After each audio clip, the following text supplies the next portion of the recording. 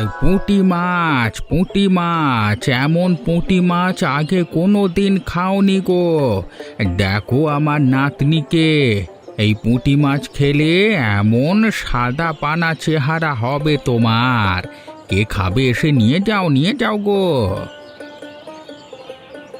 দেখো দেখো, ওখানে বুড়ো লোকটা কেমন পুঁটি মাছ বিক্রি করছে। বলছে যে ওর পাশে ওই সুন্দর ফর্সা নাতনিটার মতো নাকি চেহারা হবে পুঁটি মাছ খেলে। তুমি কি এমন পুঁটি মাছ খাবে নাকি? দেখছো না কেমন বলছে ফর্সা হয়ে যাব। আর দেখছো তো ওই বাচ্চাটা কি সুন্দর দেখতে। আমি শ্যামলা বলে আমার সব সময় খারাপ লাগে। তুমি আমাকে একটু পুঁটি মাছ কিনে দাও না গো, ঘরে গিয়ে ভালো করে রান্না করে খাবো। আচ্ছা চলো চলো।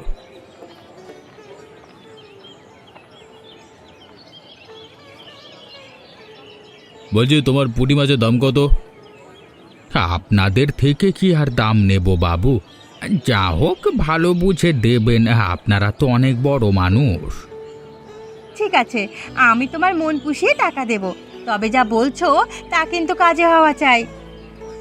একদিন খেলে কি আর হবে, রোজ রোজ খেতে হবে। ভেবো না বুড়ো, আমার টাকা পয়সার অভাব নেই। যদি ওর গায়ের রং সত্যি তোমার এই ফর্সা হওয়ার পুঁটি মাছ খেয়ে ঠিক হয়ে যায়, তাহলে রোজ ওকে খাওয়াবো। এখন দাও, তোমার কাছে যা আছে সব দিয়ে দাও।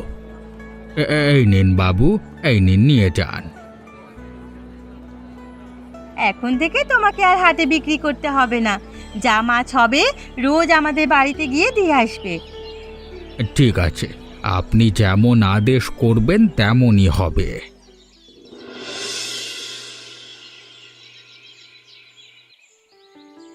একটা কথা তো কিছুতেই বুঝতে পারছি না। কি কথা?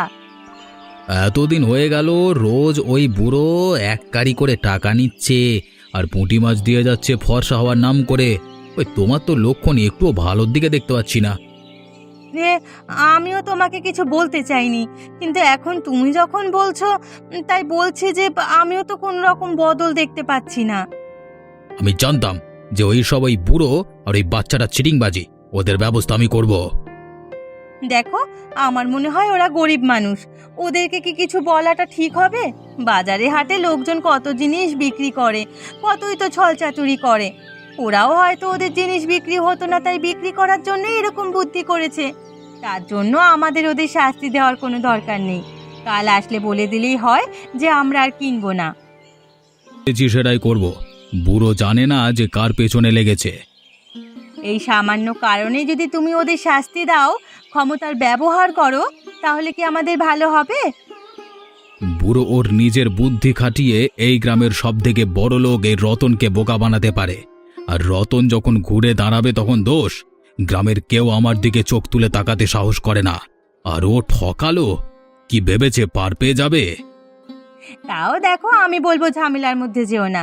তুমি বড় লোক, কোথায় গরিব মানুষদের ক্ষমা করে দেওয়া উচিত। ঠিক আছে, তুমি ঘুমিয়ে পড়ো, যা করবার আমি করব। কই গো বাবু, মাছ নেবে গো, মাছ? শয়তান বুড়ো, আমি তোর মাছ বিক্রি বন্ধ করছি, দাঁড়া। কেন বাবু, আপনি আমাদের এরকম করে কেন বলছেন? বুড়ো, তুই নিজে যেরকম শয়তান চিটিংবাজ, সেরকম এই বাচ্চা মেয়েটাকেও চিটিংবাজি শিক্ষা দিয়েছিস। হ্যাঁ, আমি তো কিছু বুঝতে পারছি না বাবু। কি বলেছিস তোর পুঁটি মাছ খেলে কালো মেয়ে ফর্সা হবে? আমার বউ এতদিন ধরে খাচ্ছে, ফর্সা হয়নি কেন? নিশ্চয়ই কিছু একটা গন্ডগোল হয়েছে, বিশ্বাস করুন, না হলে তো ফর্সা হওয়ার কথা। এই কদিনে হবে না, আরো কিছুদিন হলে তবেই ফর্সা হবে। একদম আমার মুখে মুখে কথা বললে মেরে দাঁত ভেঙে দেবো খুঁগে। তো দাদু হচ্ছে একটা চিটিংবাজ, আর তুইও এই ছোট বয়স থেকে চিটিংবাজি শিখেছিস। বিশ্বাস করো বাবু, আমি কোনো মিথ্যে কথা বলছি না। আমি নিজে পুঁটি মাছকে ফর্সা হয়েছি, তাই তো বলছি, মিথ্যে কেন বলবো? আমি তোদের কাউকে বিশ্বাস করি না। তোদের পেটের ভাত নেই, তোরা যা খুশি বলতে পারিস নিজের স্বার্থের জন্য। যা প্রমাণ পাওয়ার তা আমি পেয়ে গেছি। আর যেন কোনোদিন আমাদের বাড়ির তল্লাটে তোদেরকে মাছ বিক্রি করতে আসতে না দেখতে পাই। ঠিক আছে বাবু, আপনি যখন মানা করছেন আমি আর আসবো না। এই গ্রাম আমার, এই গ্রামের হাটেও আর কোনোদিন আসবে না। তোদের যদি এই গ্রামেতে দেখেছি আমি আসতে, তাহলে মারতে মারতে তাড়িয়ে দেব, কথাটা যেন মনে থাকে। এখন দূর হয়ে যা চোখের সামনে থেকে, দূর হ।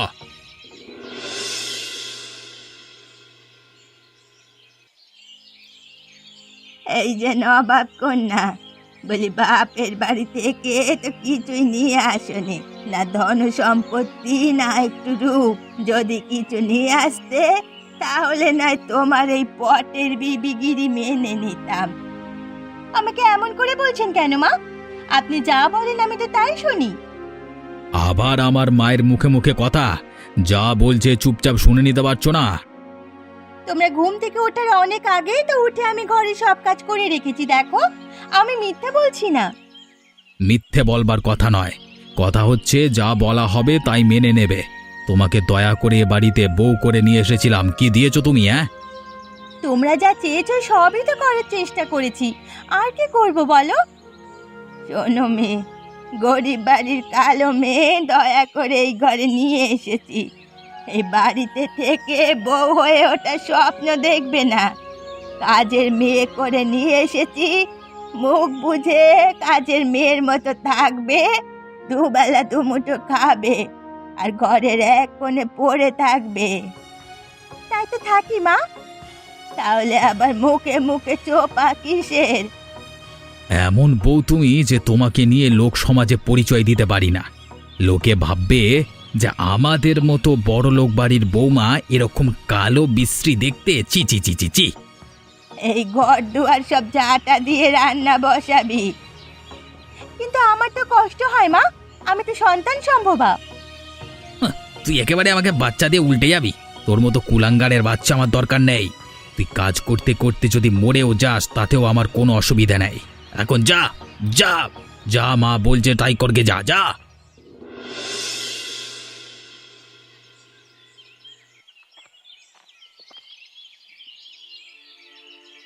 এই যে নিজের মেয়েকে নিয়ে বসে থাকলে হবে? সংসারের কাজ কে করবে? এই কদিনের জন্য আমার অপরাধ ক্ষমা করুন মা। এইটুকু একটা দুধের শিশু, একে যদি আমি লক্ষ্য না রাখি তাহলে তো মারা যাবে। তোর কুলাঙ্গারের বাচ্চা মরুক কি বাঁচুক আমার জানবার দরকার নেই। তোর এই বাচ্চার জন্য কি আমার বাড়ির কাজ পড়ে থাকবে? যা যাগে কাজটা কর। আমি একজন মা, আর মা হয়ে আমার বাচ্চার ভালো মন্দটা আমাকেই দেখতে হবে। দেখেছিস রতন, কেমন সাহস পেয়ে গেছে একটা বাচ্চা হতেই, এখন মুখে মুখে কথা বলছে। আমি আগেই বলেছিলাম এই আপদকে ঘর থেকে তাড়িয়ে দে। কি বললে তুমি? তোমার বাচ্চা? যাও, বেরিয়ে যাও। তোমার বাচ্চাকে নিয়ে ঘর থেকে বেরিয়ে যাও।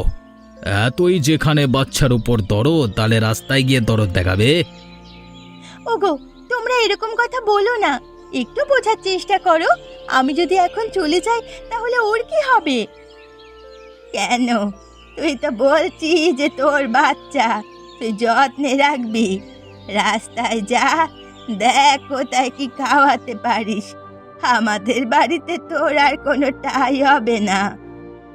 আমার সাথে এরকমই যখন করবে তাহলে আমাকে বিয়ে করে এনেছিলে কেন ঘরে? তখন করেছিলাম গ্রামের মানুষের কাছে ভালো সাজবার জন্য। তোর মতো একটা কালো কুৎসিত মেয়েকে ঘরে আনলে লোকে আমাকে ভালো বলেছিল, তাই করেছিলাম। আর এখন সবাই জানবে তোর চরিত্র খারাপ, তাই তোকে তাড়িয়ে দিয়েছি। ছেড়ে দাও আমাকে, কষ্ট হচ্ছে, ছেড়ে দাও। বেরিয়ে যা, আর কোনো কথা শুনতে চাই না তোর মুখে। আর একটা কথা যদি বলিস তাহলে তোকে আর তোর মেয়েকে এখানে কেটে রেখে দেব। ঠিক আছে, আমি চলে যাচ্ছি, আর কোনোদিন তোমাদের কাছে আসবো না। তবে এর ফল একদিন দেখো তোমাদের ঠিক পেতে হবে।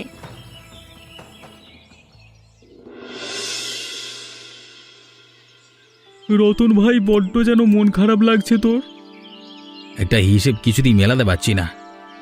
কি হিসেব? একটা বুড়ো আর বাচ্চা মেয়ে আমাদের বাড়িতে কদিন পুঁটি মাছ বিক্রি করতে আসতো। বলতো যে পুঁটি মাছ খেলি নাকি ফর্সা হয়ে যাবে। এখন হিসেব মেলাতে পারছি না যে ওই মেয়ের আগে আমি কোথায় দেখেছি।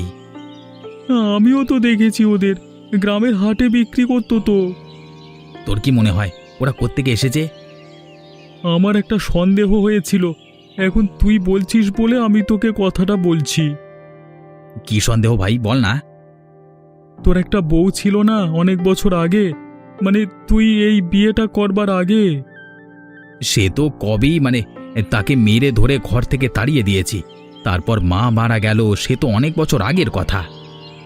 তোর সেই বউয়ের মেয়ে নয় তো?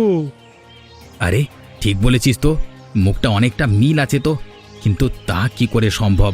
আমি বাড়ি থেকে তাড়িয়ে দেওয়ার পরেও তারা বেঁচে গেল কি করে? অনেক কিছুই হয় ভাইজান, এখন থেকে তোকে সাবধান হতে হবে। কিভাবে সাবধান হব? তুই মানা করবার পর থেকেও হাটে এখনো ওরা ব্যবসা চালিয়ে যাচ্ছে। ওদেরকে গ্রাম থেকে তাড়িয়ে দে, দরকার হলে একেবারে খতম করে দে, তবেই শান্তি। না হলে কিন্তু তোর নতুন বউ জানতে পারলে বিপদ হবে। কথাটা ঠিকই বলেছিস। তোর কথা শুনে আমি নিশ্চিত হতে পারছি যে এটা সেই পুরনো পাপ, আর পাপকে কখনো বাঁচিয়ে রাখতে নেই, একেবারে গোড়া থেকে উচ্ছেদ করে দিতে হয়। ঠিক আছে?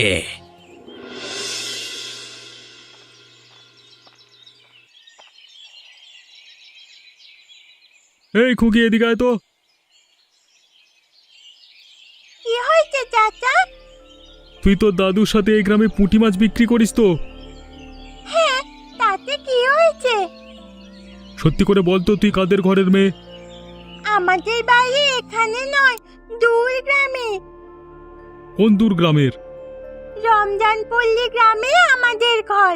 কেন, তোমার সাথে কি? রতনকে ব্যাপারটা জানাতে হচ্ছে তো।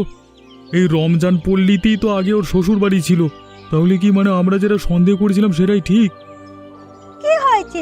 তুমি ওরকম করে আমার দিকে দেখছো কেন? তোকে যেন আর কোনোদিন এই গ্রামে না দেখি। কেন, আমি তোমার কি ক্ষতি করেছি? তোদেরকে আমার বন্ধু রতন মানা করেছিল এই গ্রামে আসতে, তারপরেও এসেছিস কেন? বেশি পয়সা লোভ হয়েছে না তোর? আমি তোমার এই বদমাইশি বন্ধুর টাকায় খাই না আর পড়ি না যে ওর কথা শুনতে হবে। তোমার বন্ধু এই গ্রামের বড়লোক হতে পারে, তবে আমরা যে তার কথা শুনে চলবো এমনটা নয়। আমার দাদু পরিষ্কার করে বলে দিয়েছে যে আমরা খেতে মাছ জোগাড় করে আনি, তাই সেই মাছ বিক্রি করে আমাদের সংসার চালাবো, কারো কথা শুনবো না। তবে রে শয়তান বিটকেল মেয়ে ছেলে, ছেড়ে দাও বলছি, ছেড়ে দাও। দেখবে দেখবে আমি তোমার কি করতে পারি। বাপরে, জান বেরিয়ে গেল রে। দাঁড়া মেয়ে ছেলে, দাঁড়া। কোথায় পালাবি তুই? একবার তোকে ধরতে পারি, তারপর তোকে উচিত শিক্ষা দেব।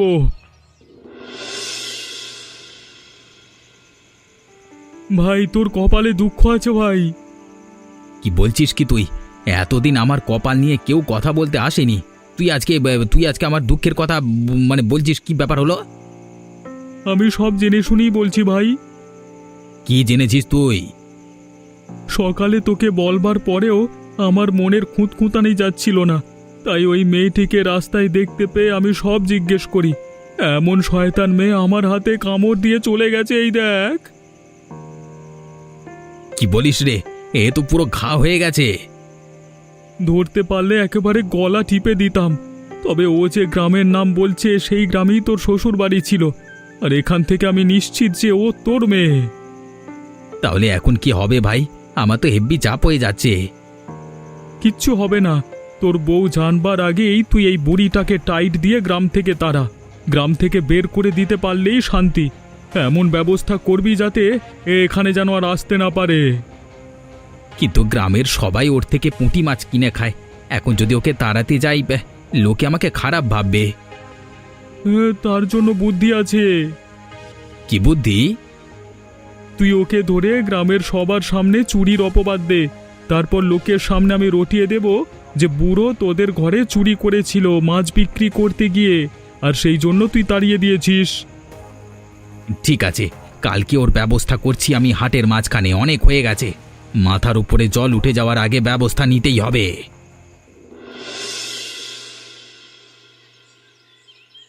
আরে তোমাদের একটা কথা বললে কি মাথায় ঢোকে না নাকি? আমরা আমাদের কষ্টের মাছ বিক্রি করি, তুমি আমাদের কেন তাড়িয়ে দিতে চাও? কারণ তোরা চোর, তাই। এই যে তোমরা সবাই শোনো, এই বুড়ো আর এই বাচ্চা মেয়ে দেখতে সৎ হলেও আসলে পাক্কা চোর। আমাদের বাড়িতে ফর্সা হওয়ার পুঁটি মাছ বিক্রি করতে এসে দিনের পর দিন চুরি করেছে। তোমরা কি চাও তোমাদের বাড়িতে চুরি হোক? না না, আমরা চাই না। ছি, তোমরা এরকম জানতাম না তো। কি বলছেন আপনি? আমি জানি এই গ্রামের মধ্যে সব থেকে বড় লোক এবং ক্ষমতাবান আপনি, তাই বলে আমাদের সোজা পথে তাড়াতে পারবেন না বলে আপনারা এরকম মিথ্যে কথা বলবেন? মিথ্যে কথা বলছি? তোমরা যা করেছো তার জন্য তোমাদেরকে মারধর না করে যে ভালো মুখে কথা বলছি সেটাই বোধ হয় আমার অপরাধ। তোমরা শোনো, আমি কোনোদিন কারোর সাথে খারাপ ব্যবহার করতে চাই না। এখন তোমরা বিচার করো এদের সাথে কি করা উচিত। শাস্তি চাই, এদের শাস্তি চাই। কি রহমান বুড়ো, আমি জানি তোমার আসল পরিচয়। তুমি ফর্সা হওয়ার মাছ বিক্রি করার নাম করে আমার পর্দা ফাঁস করতে এসেছো। হ্যাঁ, আসলে এইটা যে আমার বাচ্চা সেটা প্রমাণ করে তুমি আমাকে আমার বউয়ের কাছে ফাঁসাতে চাও, তাই তো? আর কতদিন শাক দিয়ে মাছ দেখে রাখবেন আব্বু? যেমন মা তার তেমন মেয়ে। চলে যা বলছি, না হলে কিন্তু দুজনকে এখানে পুঁতে রেখে দেব। ঠিক আছে, আমরা চলে যাচ্ছি, তবে খুব তাড়াতাড়ি এর ন্যায় বিচার হবে। আর যখন বিচার হবে তখন নিজেকে কিভাবে সামলাবে সেটা এখন থেকে ভেবে দেখো। চল আমি না, আমরা চলে যাই। দাঁড়াও, তোমরা দাঁড়াও, তোমাদের সাথে আমি কথা বলতে চাই। কি কথা বলবি বেটি? তোমাদের আসল পরিচয় আমি জেনে গেছি। আমার স্বামী তোমাদের কেন বাজারে চোর অপবাদ দিয়ে তাড়াচ্ছিল সেটা আমি আড়ালে দাঁড়িয়ে শুনেছি। এই খুকি, তুমি যে আমার স্বামীর আগের পক্ষের মেয়ে সেটাও আমি জানি। কিন্তু জেনে তো কিছু হবে না বেটি, কি করবে বলো, আমাদের নসিব। শুধু কপালের ভরসায় থাকলে তো আর হবে না, আমাদের পরিকল্পনা করতে হবে। এখন যদি কিছু করতে পারো তাহলে তুমিই পারবে। আমরা তো চলে যাচ্ছি, যদি আমার বাবাকে বকা দিয়ে শুধরাতে পারো তাহলে তুমিই পারবে। ঠিক আছে, তোমাদের যখন যেতে হবে তোমরা যাও, তবে আমি কথা দিচ্ছি যে খুব তাড়াতাড়ি আমি আসবো। বিশ্বাস করো, আমরা কোনোদিন খারাপ পথে চলিনি, তবু আমার মেয়ে আর এই নাতনির কপালে এত দুঃখ এসেছে শুধুমাত্র এই লোকটির জন্য। পুরোটা জেনে আগে আমার গা জ্বলে যাচ্ছে। এরকম কখনো কোনো মানুষ কারোর সাথে করতে পারে? এটা তো মানুষ নয়, অমানুষের কাজ। আর এর প্রতিকার খুঁজতে আমরা গ্রামে এসে আরো বেশি অপমানিত হলাম। আমাদের একমাত্র জীবিকা চলে গেল। আমাদের গ্রামে আমাদের মাছ কিনে খাওয়ার পয়সা নেই। তোমাদের গ্রামে বিক্রি হতো, সেখান থেকেও আমাদের তাড়িয়ে দিল। চিন্তা করো না, আমি আসছি খুব তাড়াতাড়ি এবং এর বিচার করার দায়িত্ব আমার।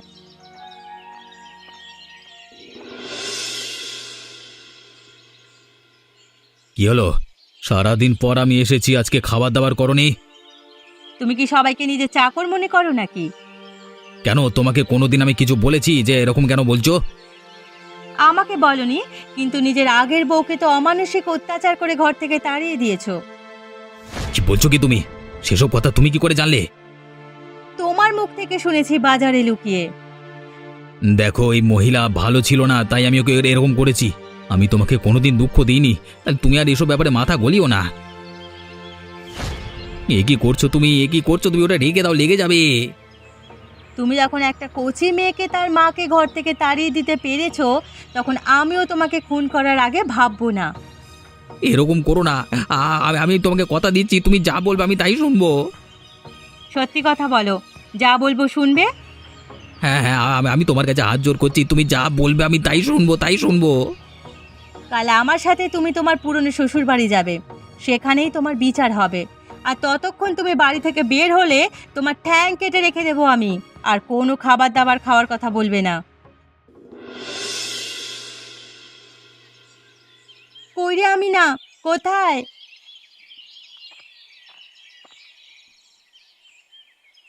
দেখো মা, আমার নতুন মা এসেছে গো। আমাকে ক্ষমা করে দাও, আমি ভুল করে ফেলেছি, আর সে ভুল আমি বুঝতে পেরেছি আমি নিজে। এখন আর ভুল বুঝতে পেরে কি হবে?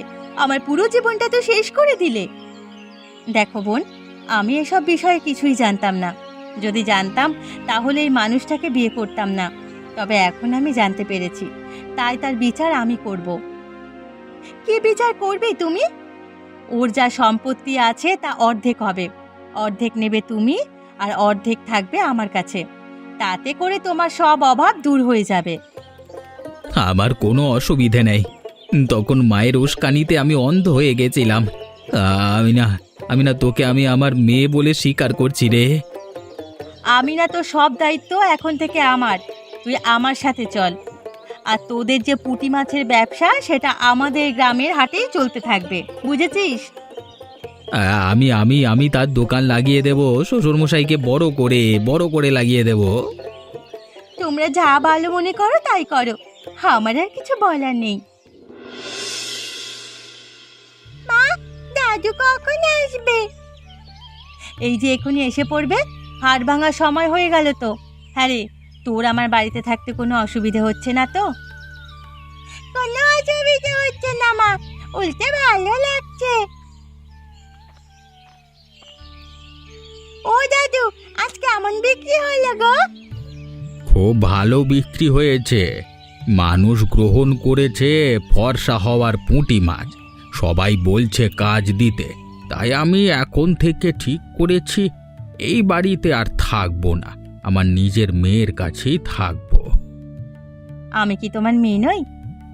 আমার 2 মেয়ে এখন থেকে। তবে সে তো একা আছে, তাই আমার যা উপার্জন তা দিয়ে আমি তাকে সুখী করতে চাই। আসলে মেয়েটা সারা জীবন সুখ পায়নি তো, তাই তার কাছেই থাকতে চাই আমি।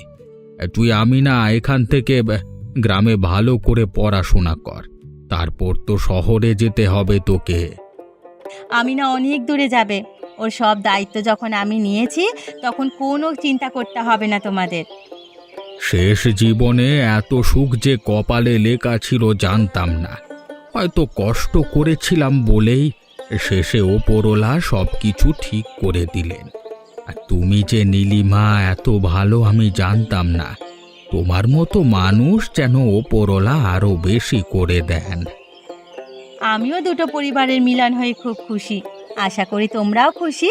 তাহলে চ্যানেলটা সাবস্ক্রাইব করো এখনই।